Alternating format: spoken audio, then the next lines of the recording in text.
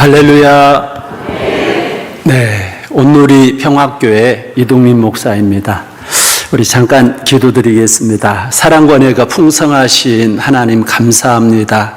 오늘 또 복된 날 하나님께서 또 만청교회 가운데 함께하게 하심을 감사드립니다. 말씀 안에서 주의 영광 드러나게 하시고 하나님 홀로 영광 받아 주시옵소서. 예수님 이름으로 기도드렸습니다. 아멘. 할렐루야. 여름 날씨가 많이 무더웠습니다. 오늘 또 할렐루야 찬양단에 정말 천사가 날개를 펴고 나풀나풀 하늘로 올라가는 것 같은 너무 은혜로운 찬양 감사드립니다. 우리 또 저를 불러주신 우리 만청교회 목사님과 우리 장로님들, 우리 성도님들을 주님 안에서 환영하고 축복합니다. 할렐루야. 저희 교회에서는 항상 말씀을 드리기 전에 성도들과 이렇게 인사를 나누고 시작을 하거든요. 우리 함께 인사 나누겠습니다. 예수 안에서 사랑합니다. 축복드립니다. 한 번만 더 교제하겠습니다. 옆에 있는 분들 눈을 좀 쳐다보고 당신의 얼굴을 보니 세상에서 가장 아름답습니다. 시작.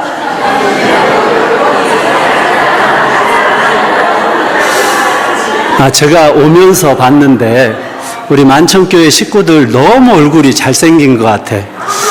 할렐루야. 아멘 소리가 조금 크지 않는 것 같아요. 이 교회는 어떻게 얼굴 잘 안 생기는 분들은 등록을 안 시켜주는 것 같아요. 어쩌면 이렇게 예쁜 사람들이 많이 있는지 모르겠어요. 아멘 하신 분은 2배의 축복을 받을 줄 믿습니다. 오늘 말씀의 제목은 따라하겠습니다. 인도하시는 하나님. 우리의 인생의 날들을 이렇게 살펴보면 내 뜻대로 된 것이 그렇게 많지 않습니다.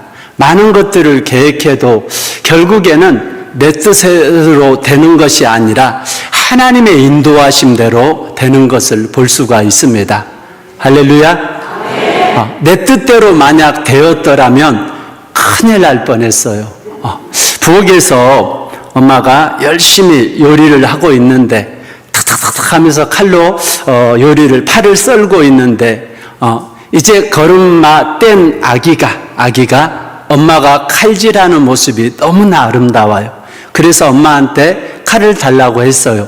엄마가 칼을 줬을까요? 안 줬을까요?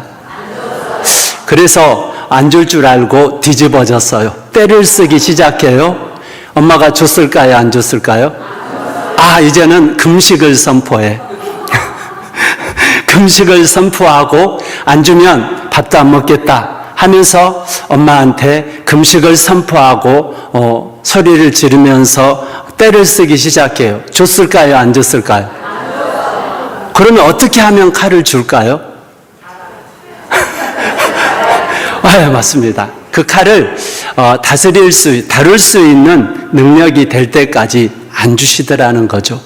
마찬가지로 하나님이 보실 때 우리들이 하나님께 구하는 것이 그 어린아이와 같이 이걸 주면 분명히 자기 몸을 상하게 하고 다치게 할 걸 알기 때문에 기도해도 안 주고 떼스도 안 주고 금식하면서 달라고 해도 안 주더라는 거예요. 할렐루야. 그래서 내 뜻이 무너지고 하나님의 뜻이 이루어지는 것에 대해서 우리는 감사해야 되는 줄 믿습니다. 그런데도 아직까지 고집 쓰면서 그걸 달라고 애쓰고 하시는 분들은 헛수고하는 거예요.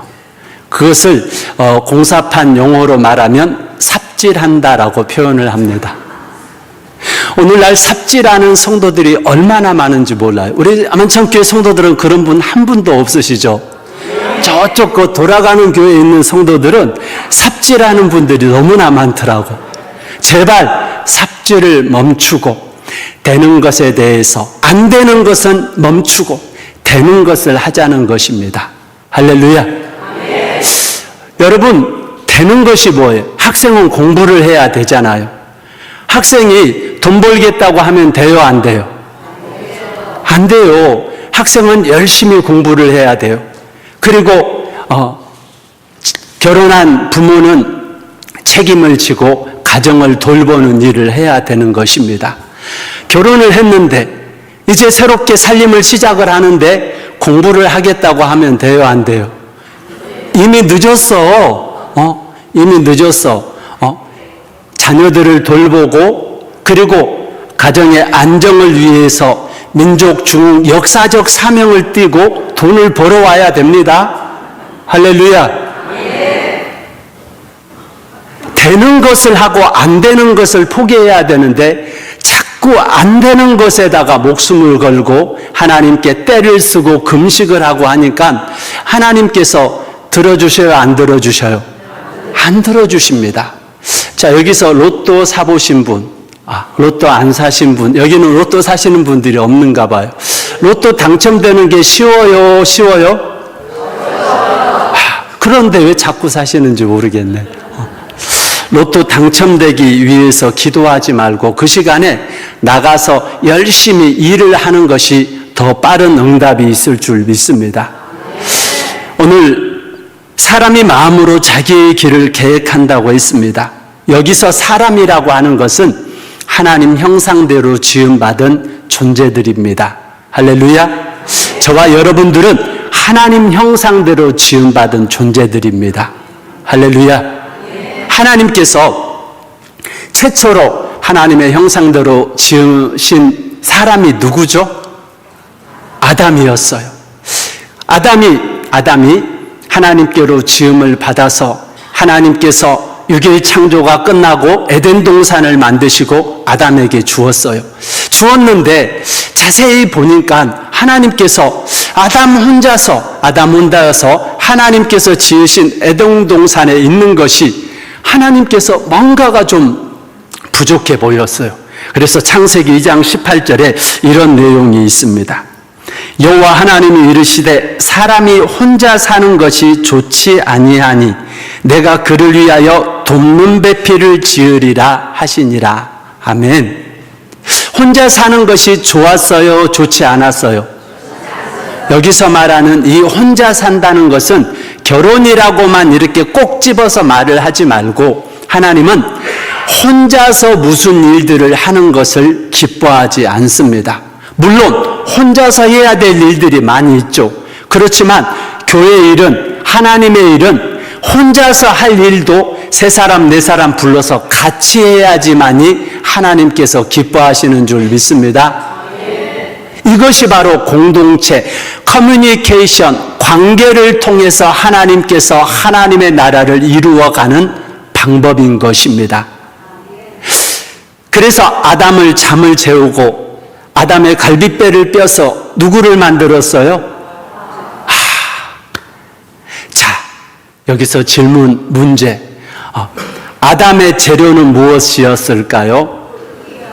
여자의 재료는 뼈. 그러면 재료가 흙과 뼈 중에 누가 더 단단할까요? 뼈가 더 단단하죠. 오늘 우리 만청교회 성도들 보니까 남자가 더 많을까요? 여자가 더 많을까요? 남자는 어디 갔나요? 하늘나라 갔어. 그래서 남자들은 재료가 흙이기 때문에 먼저 지음받아서 역사나 전통이나 여러 가지 풍채나 아름다운 외모는 너무나도 아름답고 훌륭한데 물만 만나면 술술술 풀어져서 천년만년 살 것 같다가도 한 방에 가는 게 남자들이에요. 근데 여자들은 맨날 죽겠대. 맨날 마법에 걸리고 맨날 죽겠다고 골골하는데 얼마나 오래 사는지 몰라요. 남자들은 여자가 있어야지 장수하게 되는 거고 여자들은 남자가 빨리 천국에 가야지만이 장수하게 되는 거예요. 장로님 또 예배 끝나고 나서 또 저한테 한 소리 할 것 같은데 우리 장로님 같이 또 우리 교회 우리 지금 앉아있는 우리 교회에 열심히 만청교회 신앙생활 하시는 여러분들 정도만 돼도 충분히 축복의 사람들입니다. 제가 지금 말하는 것은 안 믿는 사람들을 두고 하는 소리예요. 할렐루야. 그래서 남자들은 그렇게 건강하다가도 한 방에 건강이 무너져 내리기 때문에 남자들은 무슨 일이 있어도 민족 중흥 역사적 사명을 가지고 나의 장수는 내 옆에 있는 여자, 그 여자를 꽉 붙잡아야 되는 것이 내 민족 역사적 중흥의 사명이다 생각하고, 혹시 사모가 갑자기 이사를 가자고 하면 쌀통을 붙들고 절대로 놓지 마시기 바랍니다. 남편은 버리고 가도 쌀통은 들고 가니까. 하나님께서는 여자를 지을 때 돕는 배필이라는 이름을 붙여주셨어요. 히브리어로 따라하겠습니다. 에제르. 도우시는 하나님의 속성을 따라서 옆에서 불완전한 남자를 도와주라고, 하나님께서 혼자 있는 남자를 보고, 아담을 보고 좋지 않다고 한 것은 바로 하나님이 창조 6일 동안 매 순간마다 저녁이 아침이 되고, 저녁이 되고 아침이 되니 보시기에 좋았더라, 저녁이 되고 아침이 되니 보시기에 좋았더라, 마지막 6일 창조를 마치고 나서 하나님의 형상대로 지음받은 인간을 만들고 마지막 하나님께서 하신 말씀, 보시기에 심히 좋았더라. 할렐루야. 그렇게 창조의 역사를 기쁘게 행하신 하나님께서 왜 아담 하나를 보고서 좋지 않다라는 그 단어, 부정적인 단어를 사용했느냐? 관계를 하지 않고 혼자서 커뮤니케이션 없이 혼자서 하는 일들에 대해서는 하나님이 기뻐하지 않는다는 것입니다. 오늘 교회 안에서 무슨 일을 할 때든지 항상 커뮤니케이션을 통해서 귀를 기울여서 모든 일들이 합력하여 선하신 하나님의 도우심, 선하신 하나님의 뜻이 이루어지는 우리 만천교회 모든 성도들이 되시기 바랍니다. 그래서 여자가 돕는 배필로 하나님을 지으셨는데, 여자는 남자를 돕는 자가 여자입니다. 또 하나 질문을 하겠습니다. 돕는 사람이 똑똑해야 됩니까? 도움을 받는 사람이 똑똑해야 됩니까? 1번, 돕는 사람이 똑똑해야 된다. 2번, 도움을 받는 사람이 똑똑해야 된다. 시작. 아유, 이렇게 똑똑하셔. 목사님이 맨날 성경 훈련시키셔서 그러나? 도와주는 사람이 똑똑해야지 돕는 배필이라는 칭호를 얻지, 도와준다고 해서 일을 자꾸 만들어내면 돼요, 안 돼요? 그거 돕는 사람이 아닌 거예요. 그래서 가정 안에서 여자들이 어찌됐든 똑똑합니다. 그건 남자분들이 좀 이해를 하셔야 돼요. 하나님이 그렇게 만들어 놓으셨기 때문에. 이번에 한국 월드컵 축구 볼 때 남자들은 볼 차는 거 딱 보면 슛 하고 TV를 보면 다른 것은 시선을 볼 수가 없어요. 오직 TV에 슛하는 그 장면만 봐요. 근데 여자들은 TV를 보면서 세탁기 돌아가는 소리, 안방에서 애 칭얼거리는 소리, 앞집에 순덕이 엄마 마실 갔다 들어오는 그것까지 멀티로 보면서 여자는 축구를 봐요. 왜? 하나님이 그렇게 만들어 놓으셨기 때문에. 별로 호응을 하지 않는 것 같은데, 할렐루야. 우리 교회에서는 이 정도 하면 박수를 칠 때가 됐는데,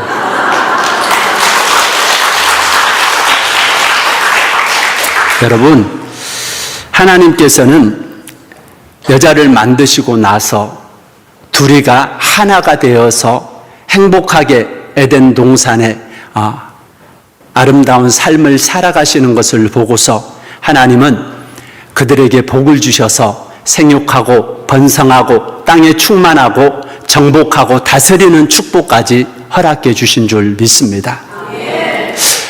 부부가 서로 힘을 합하여서 하나님의 뜻을 위해서 애를 쓰면 하나님께서는 하늘의 문을 여시고 생육하고 번성하고 땅에 충만하며 정복하고 다스리는 축복의 사람으로 여러분들의 가정을 사용해 주실 줄 믿습니다. 나이가 들면 들수록 사랑하는 아내, 사랑하는 남편이 세계에서 가장 소중한 존재라는 것을 자꾸 깨닫게 됩니다. 여자는 남자를 고를 때 어떤 남자를 고릅니까? 잘생긴 것을 먼저 봅니까? 돈이 많은 것을 먼저 봅니까? 반대로 대답을 안 하니까 남자는 여자를 고를 때 잘생긴 걸 먼저 보나요? 돈 많은 것을 먼저 보나요? 그래도 대답을 안 하네요. 제가 대답을 할게요. 남자들은 여자를 고를 때 이쁘냐 이게 더 중요해요. 다른 건 보지를 않아요. 여자는 남자를 고를 때 1순위가 돈입니다. 그래서 자녀들 왜 시집장가 안 가냐 하고서 성화를 하지 말고 얼굴이 예쁜 아이를 만들어주면 말하지 않아도 시집 갑니다. 아들은 돈이 많으면 알아서 지가 장가를 가는 거예요. 그래서 만약에 아들이 친구라고 여자친구 하나를 데려오면 전 재산을 아들한테 다 주세요. 그러면 바로 내일 바로 장가 갈 것입니다. 가정 안에서 부부가 서로 마음이 합하면 어떤 일이든지 하나님께서 감당할 수 있는 능력을, 축복을 하나님께서 주셨습니다. 인간을 창조하고 나서 하나님께서 인간에게 주신 첫 번째 하나님의 복 주시기 위해서 인간을 창조하셨다는 것입니다. 수고하고 땀 흘리고 그것은 타락하고 나서 인간들이 고통받는 저주예요. 그러나 하나님의 말씀대로 부부가 마음을 합하고 생각을 합하고 뜻을 합하며 살아갈 때 에덴 동산의 창조의 축복의 원리를 가정 안에서 누리면서 살아가는 것입니다. 들어가도 복을 받고 나가도 복을 받고 들판에 있을 때도 복을 받고 어디를 가서든지 하나님의 축복의 통로로 그 가정이 쓰임받게 되는 줄 믿습니다. 그러나 말씀을 불순종하고 자꾸 하나님 뜻보다 자기 뜻을 내세우며 고집하며 몸부림치고 금식하면서 자기 뜻을 이루어 달라고 계획하고 하나님 앞에 아무리 부르짖고 간구해도 안 되는 것은 안 되는 것입니다. 사랑하는 성도 여러분, 우리는 연약합니다. 세상 수많은 사람들은 수도 없이 쓰러지고 넘어지고 믿을 수 없는 대상들입니다. 믿음의 대상은 오직 하나님 한 분밖에 없습니다. 그래서 사람이 마음으로 계획하는 것들은 불완전합니다. 사람이 마음으로 계획하는 것들은 완전하지 못합니다. 아무리 친하고 아무리 가깝고 그래도 나에게 손해가 되고 이익이 되지 않으면 어제의 친구가 오늘 아침에 원수가 되는 것이 사람들입니다. 상황과 환경 앞에 우리 인생들은 너무나 쉽게 흔들릴 수밖에 없습니다. 그러나 우리 하나님은 어떤 상황과 환경 속에서도 너는 내 것이다. 너는 내 것이다 하는 순간 하나님께서는 기억하시고 어떤 상황과 환경 속에서도 우리를 지켜주시고 보호하시고 인도해 주시는 하나님이십니다. 할렐루야. 며느리가 밥상을 들고 시아버지 방에 들어갔다 나올 때 그 마음에 생각하는 것이 12가지가 넘는다고 합니다. 변덕스러운 인생들의 마음의 계획은 신뢰할 수가 없어요. 그래서 나중에 내가 잘해줄게 하는 것은 믿을 수가 없는 거예요. 내가 지금 어렵고 힘들어도 지금 콩 반쪽이라도 나누어 먹으면서 앞으로 내가 더 잘할게 하는 게 진실한 거지. 지금은 어려워서 못하니까 나중에 잘해주겠다. 그것은 새빨간 거짓말입니다. 여러분, 하나님은 여러분들이 어떠한 상황 속에서도 여러분들이 눈물을 흘리시고 여러분들이 아무것도 없는 빈털터리가 되는 상황 속에서도 하나님은 결코 여러분들을 떠나지 않으시는 하나님이십니다. 하나님께서는 여러분들의 돕는 배필이시기 때문입니다. 그래서 아내는 남편이 잘 되는 것을 좋아합니다. 할렐루야. 남편이 동네 통장이 되면 자기는 뭐가 되는 거예요? 통장 부인이 되는 거예요. 남편이 시장이 되면 자기는 뭐가 되는 거예요? 사모님이 되는 거예요. 남편이 대통령이 되면 자기는 뭐가 되는 거예요? 영부인이 되는 거예요. 영부인. 할렐루야. 결국에는 남편이 영광을 받으면 여러분들도 함께 그 영광을 누리는 것이기 때문에 아내가 하는 잔소리에 귀를 막지 마시고 돕는 배필의 말을 잘 들으면 자다가도 떡을 얻어먹는다는 한국의 속담이 있습니다. 사랑하는 성도 여러분, 잔소리를 해주는 사람이 옆에 있다는 것은 엄청나게 큰 복인 줄 믿습니다. 이쪽은 별로 아멘 소리가 없습니다. 네. 나이가 들면 들수록 잔소리를 해주는 사람이 너무나 소중한 거예요. 저희 어머님이 이제 작년에 돌아가셨는데, 어머님이 아버님하고 사실 때 저 사람 빨리 가야지만이 내가 편안하고 정말로 오래 살 것 같다고 얼마나 가부장적인 모습을 가지고서 생김새는 저하고 똑같이 생겼는데 얼마나 고집이 세신지 저희 아버님이 호랑이 중에 호랑이였어요. 눈도 마주치지 못했어요. 그러면서 어머님이 얼마나 힘들게 살았는지. 근데 저희 아버님이 먼저 주님 나라 가셨어요. 그래가지고 우리 어머님이 그 다음부터 화색이 돌 줄 알았는데 그 전보다 얼굴이 더 새카매지시더라고. 그런 남편이라도 옆에 있었으면 좋겠다고 나중에 후회를 하는 거예요. 옆에 있는 분한테 말씀하십시오. 있을 때 잘하라고. 여러분, 부부가 혼자 있는 것이 아름답지 않습니다. 둘이 같이 있는 것이 아름다워요. 예수 믿고 천국에 올라가서 혼자 가신 분들, 다른 사람들 이렇게 같이 사는 것도 중요하지만 예수 신랑 모시고 저 천국에 날 기다리고 있는 영감님 기다리시면서 열심히 믿음으로 살아가시기 바랍니다. 아멘 소리가 작습니다. 그래서 하나님은 우리의 도움이시고 그 도움의 가장 직접적인 사명을 감당하라고 돕는 배필로 옆에 아내를 붙여 놓으셨습니다. 그 아내의 말만 잘 되면 여러분들이 시장도 할 수 있고 여러분들이 국회의원도 할 수 있고 어디를 가서든지 영광스러운 자리에 들어갈 수가 있습니다. 할렐루야. 그리고 남자가 여자를 고를 때 어떤 조건을 본다고 했어요? 예쁘냐? 그래서 여러분 옆에 같이 살고 있는 아내가 세상에서 가장 아름다운 사람들인 줄 믿습니다. 할렐루야. 그 여자는 제일 돈 많아 보여서 그 남자를 선택한 거잖아요. 그래서 옆집 아저씨 쳐다보지 마시고 내게 주신 아내, 남편으로 만족하며 살아가시기 바랍니다. 따라하세요. 다 거기서 거기다.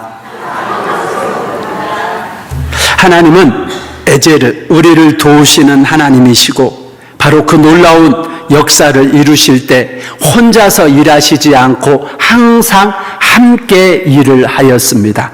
가정 안에서 아내가 서로 마음이 합하여질 때 자녀가 태어나고 놀라운 성장과 부유함과 축복의 문이 활짝 열리게 됩니다. 아브라함 곁에는 그래서 항상 언약의 어머니 사라가 있었습니다.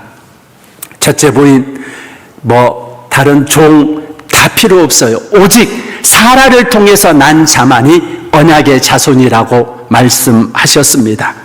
모세 곁에도 항상 아론이 함께 출애굽의 여정을 함께하며 하나님의 뜻을 이루는 자리에 들어갔고, 다윗도 위대한 통일 이스라엘을 완성하는데 그의 옆에 왕족 출신이었던 요나단이라고 하는 사람이 다윗에게 항상 함께 돕는 배필로 함께 하였던 줄 믿습니다.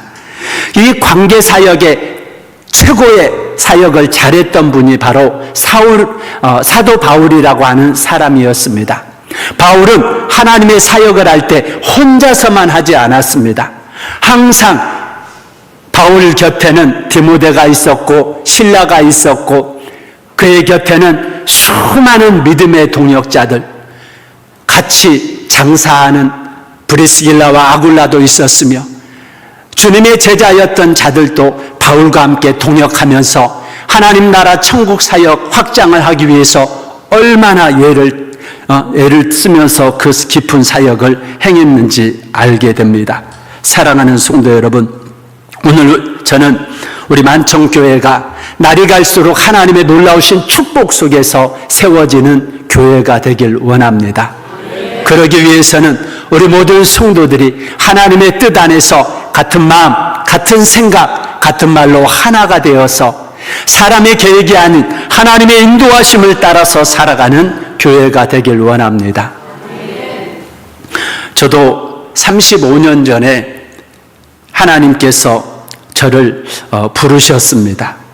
초등학교 5학년 때부터 고등학교 3학년 때까지 제 가방 속에는 항상 소화기 관련된 약이 있었어요.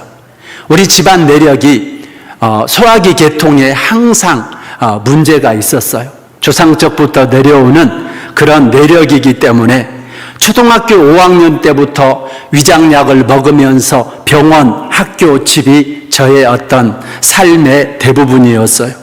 집이 너무나 가난하다 보니까 병원에 가서 제대로 치료를 받지 못하고 그 초등학교 5학년 때부터 근 한 8년이란 시간 동안 계속 약만 먹고 살다 보니까 나중에는 위가 다 망가져가지고 궤양이 너무나도 심각하게 되어서 창자가 다 협착이 되어서 물 한 모금도 삼켜도 소화를 하지 못하는 그러한 위급한 상황까지 빠져들었습니다.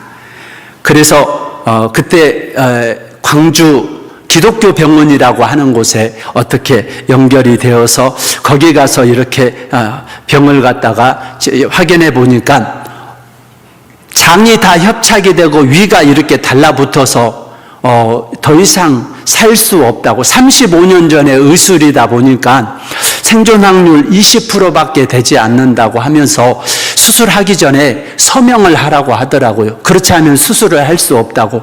그래서 어떻게 해요? 부모님이 서명을 했죠. 그래서 하루 종일 수술을 했는데 위를 다 제거하고 그리고 소장도 1m 이상 이렇게 잘라내고 거기에다가 연결을 해가지고 살았는데 설탕 한 숟가락이 제 식사였어요. 뭐 다른 걸 삼키지를 못하니까. 그래서 많이 살아도 6개월은 넘기기 힘들겠다고 사형 언도를 받고서 그리고서 수술이 성공적으로 진행이 되었다고 말을 했는데 금요일날 수술하고 토요일날 오후 5시에 트러블이 일어나가지고 다시 저를 갖다가 중환자실로 끌고 가서 빼놓았던 수술 도구들 코로 입으로 닌겔줄 달아서 병원으로 데려갔는데 의사가 더 이상 우리 한계가 이 정도다. 그리고 저희 어머님은 그 소리를 듣고 병실 바닥에 엎드려서 땅을 치면서 눈물을 흘리시면서 그러면서 저도 살아보려고 몸부림을 치다 보니까 병원이 무슨 병원이었다고요? 기독교 병원. 벽에 예수님 그림들이 이렇게 붙여 있더라고요. 그래서 희미해져가는 그 상황 속에서 벽에 있는 예수님이 왜 환하게 웃는 그 성화 있잖아요. 그 성화를 보고서 나 좀 살려달라고. 나만 살려주면 제가 평생 고통받고 상한 영혼들을 위해서 제가 살겠다고 서원 아닌 서원 기도를 하고 의식이 사라져버렸어요. 그리고 지금까지 기억나는 것이 깜깜한 어둠 속을 얼마나 많이 걸어 다녔는지 계속 어둠 속을 걸어 다니다가 오른쪽 저 끝에서 바늘구멍 많은 곳에서 빛이 들어오는데 그 빛을 향해서 또 얼마나 많은 시간을 걸어갔는지 걸어가다가 순식간에 온 세상이 빛으로 쫙 바뀌는 세상에 들어갔는데 무슨 알 수 없는 무슨 새들 같고 어떤 형체들이 까르륵 울면서 말을 할 때마다 무슨 알 수 없는 그런 언어들을 하면서 웃고 떠들고 이렇게 날아다니고 하는 모습들이 보이다가 그리고서 눈을 떴는데 칠흑같이 어두운 깜깜한 병상에서 눈을 뜨게 된 거예요. 그때 복도에서부터 커다란 불덩어리 같은 빛이 서서히 제 병실로 들어와서 저를 갖다가 이렇게 물끄러미 이렇게 쳐다보는데 뭔가가 나를 계속 보고 있는 것 같아요. 그리고 나서 내 몸에 있는 호수, 줄 이걸 다 빼내는 거예요. 그래서 저는 의사 선생님이 와가지고 다 이렇게 치료가 됐나 보다 하고서 그리고 또 깊은 잠에 스르륵 잠이 들었어요. 그리고 뭔가가 아침이 밝아와서 사람들이 왔다 갔다 하는 소란한 소리들이 들려서 눈을 떴는데 저희 어머님이 저를 보고서 깜짝 놀라면서 우리 아들이 살아났다고 병원에 가서 간호사에게 알리고 담당 주치의들이 그때 일요일 날 아침인데 주치의들이 수술했던 모든 의사들이 병원으로 긴급 소집돼 가지고 저를 갖다가 또 데리고 가서 이리저리 뒤척이면서 검사를 시작하는 거예요. 그리고 월요일 날 아침에 담당 의사가 저하고 어머님을 불러서 한다는 말씀이 일주일 후에 퇴원하라고 하는 거예요. 불과 이틀 전만 해도 사형 언도를 내놨던 의사도 뭔가가 이건 하나님 뭔가가 알 수 없는 일이라고 기적이 일어났다고 하면서 일주일 만에 퇴원하라고. 그때 하나님께서 제게 주신 그 은혜를 가지고 지금까지 이렇게 살아가면서 이렇게 목회자의 길을 걸어가게 되었습니다. 원래 제 소원은 권투 선수가 되는 거였어요. 그때 고등학교 때 제가 권투에 소질이 있어서 3년 선배를 우리 체육관에서 선배 중에 제가 고등학교 1학년 때 고3 선배가 제 체육관에 와가지고 같이 스파링 하다가 그분이 학교 짱이거든요. 저희 고등학교 다닐 때 1년, 2년 타올 선배는 거의 하늘과 땅 차이였습니다. 그런데 그 선배가 학교 짱인데 저하고 스파링 하다가 1라운드에 저한테 KO를 당했어요. 그래서 저는 분명하게 나는 대한민국 헝그리 복서 신인왕전에서 챔피언이 되리라 하고서 보통 체육관에 가면 하루 온종일 살고서 그렇게 살아왔는데 고등학교 3학년 졸업하고 나서 하나님이 저를 갖다가 넘어뜨려 가지고 제가 또 이렇게 길을 걸어갔는데 그래서 제가 그때 내가 그렇게 힘들고 어려울 때 하나님 저를 왜 혼자 내버려 두셨나요 하면서 이렇게 가끔씩 저도 하나님 앞에 투정 부리고 할 때 하나님께서 그때 저를 꺾지 않았으면 저는 벌써 식물인간이 되어서 누워있지 않았을까 하는 생각도 합니다. 그래서 예수를 믿고 사람이 마음으로 자기의 길을 계획할지라도 그 발걸음을 인도하시는 분이 여호와 하나님이시라는 것을 깨닫고 나서 날마다 감사하며 살아갈 때 하나님께서 사역의 길을 넓히셔서 오늘 또 하나님께서 이 만총교회까지 인도해 주셔서 나를 인도하시는 하나님, 그 하나님은 인생의 지름길로 나를 인도하신 하나님이라고 담대하게 여러분들에게 고백하고 싶습니다. 살아가는 성도 여러분, 힘들고 어려운 지금 경제적인 수많은 어려운 상황 속에서도 하나님은 분명히 여러분들을 향한 놀라운 계획이 있습니다. 때로는 내 뜻대로 살아가지 못한다 할지라도 하나님은 여러분들을 인생의 지름길로 인도하시는 축복의 하나님, 여러분들을 실망시키지 아니하시는 하나님이신 줄 믿습니다.